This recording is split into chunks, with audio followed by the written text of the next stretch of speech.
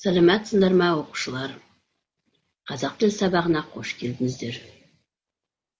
Бүгінгі жанды табиғат бөліміндегі мәтін тақырыбын жалғастырамыз. Бүгінгі сабақта үйренеріміз мәтін және оның түрлері. Тірек сөздер арқылы мәтіннің құрылымын анықтау. Мәтіндегі жаңа сөздердің мағынасын түсіну. Балалар, қазір оқулықтарыңызды ашып, 11-ші жаттығуға 10-шы беттегі көңіл аударайық. Гүл кілтешелеріне назар аударыңыздар. Гүл кілтешелерінде мәтіннің бұдан да басқа бөліктерімен толықтырайық. Яғни біз бұрыннан да еске түсірсек, мәтін дегеніміз мәтіннің тақырыбы болады. Тірек сөздер арқылы азат жолдан жазамыз. Негізгі ойы болады, негізгі бөлімі болады. Сонымен қатар тағы қалай толықтыруға болады? Қандай сөздермен толықтырамыз? Мәтіннің қандай кезеңдері болады? Дұрыс айтасыңдар балалар. Басталуы болады мәтін, және де соңы болады. Өте жақсы. Енді балалар келесі тапсырмаға көшейік.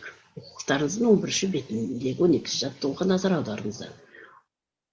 Алдымызда тұрған не көріп тұрмыз?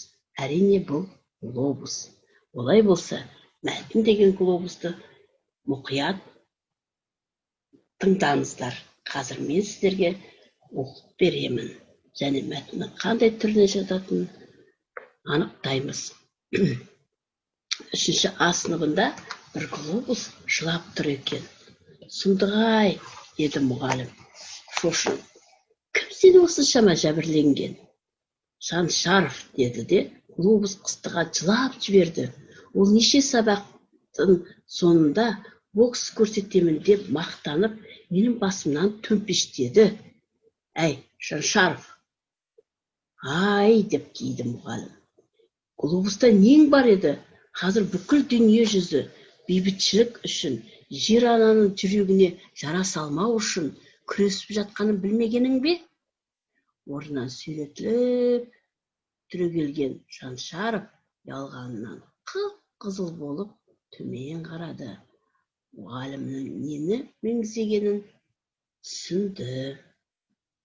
Ал енді балалар, мұқият тыңдасаңыздар, ең алғаш осы мәтіндегі түсініксіз сөздерді анықтап, олардың мағынасын айқындайықшы. Жәбірлеу. Жәбірлеу деп нені айтамыз? Бір ренжіткен жәбір. Төмпештеу. Төмпештеу, ұру дейміз. Меңзеу. Меңзеу, яғни бір нәрсені көрсету. Ал анықтайық, жәбірлеу, зорлық, зомбылық жасау, қиянат көрсету, ұрып соғу екен. Төмпештеу, дұрыс айтыңдар, жаңа соққылау, ұрғылау екен. Ал меңзеу, сілтеп көрсету, бағыттап, тұспалдап көрсету, нұсқау екен. Дұрыс айтады. Дұрыс. Естеріңізге сақтаңыздар. Енді бұл мәтіннен біз қазір кесте бойынша 5 тірек сөз теріп жазамыз.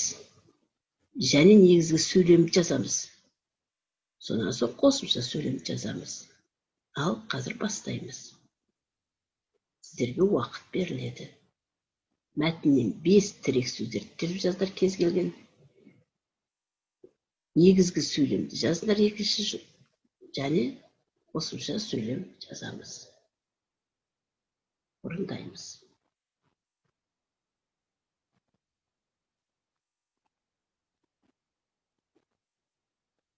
Жақсы. Орындап болсақ, қазір тексереміз. Тірек сөздер: жәбірлеу, төмпештеу, бейбітшілік, ұялу, меңзеу. Дұрыс. Негізгі сөйлем: қазір бүкіл дүние жүзі бейбітшілік үшін, жер ананың жүрегін жара салмау үшін күресіп жатқанын білмегенің бе? Бұл мұғалім кейіп, наразылық білдірген сөз еді. Қосымша сөйлем: егер глобус сөзін латын тілінен қазақшаға аударар болсақ, тұп-тура шар сөзі шығады екен. Жақсы.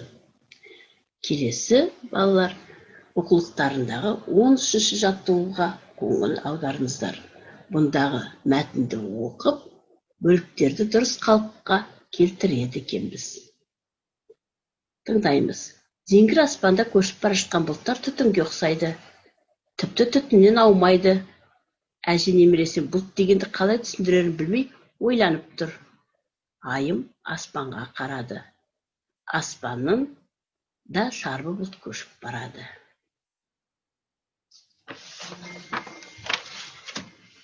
Әже, аспанға кім түтін жіберді? Бұлт қой, ол түтін емес. Жоқ, түтін, өзіңіз дұрыстап қараңызшы. Үлкен кісі де көк жүзіне назар салды. Ал, ойланайық.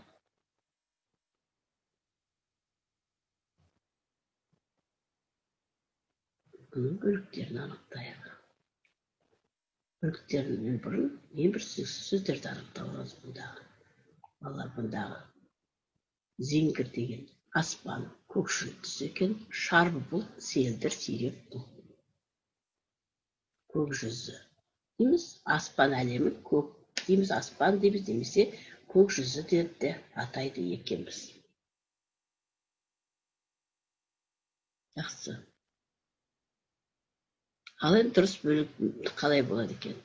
Бірінші, айым аспанға қарады, аспанда шарбы бұлт көшіп барады. Бұл бірінші бөлігі. Екінші бөлігі диалог сөз екен. Яғни айым мен әжесінің сөйлеген сөзі. Ал енді соңғы бөлігі. Үлкен кісі көк жүзіне назар салды. Зеңгір аспанда көшіп бара жатқан бұлттар түтінге ұқсайды, тіпті түтіннен аумайды. Енді қорытындысы, әже немересіне бұлт дегенде қалай түсіндірерін білмей ойланып тұр. Жақсы.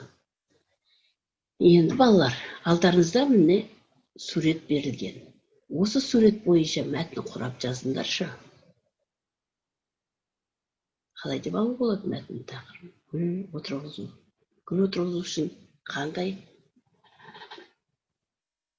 жұмыстар жүргізіледі, соны еске алып, сөздерді сөйлеммен байланыстырып, әңгімелеу мәтінін құрай қойайық.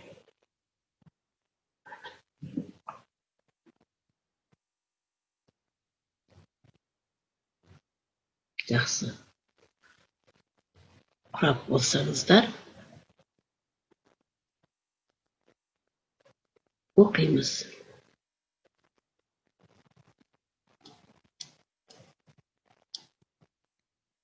Гүл өсіру. Әрбір гүл тіптен ең кішкентай және қарапайым гүлдің өзі. Табиғаттың таңғажайып жұмбағы. Гүлге бірден суық су құюға болмайды. Суды ыдысқа бір күн бұрын сұйып қою қажет. Содан соң ғана суаруға болады. Анда-санда жапырақтарына су бүркіп тұрған жөн. Себебі гүл шаңды жақтырмайды. Топырағында қопсытып отыруымыз керек. Ол тамырларына өте пайдалы. Тамырын тигізіп алмау керек. Зақымдануы мүмкін. Тамыр топырақтың астында болады. Олар көрінбейді. Өсімдіктің су ішуіне көмектеседі. Тамыр дем алу үшін қопсытып тұруымыз қажет.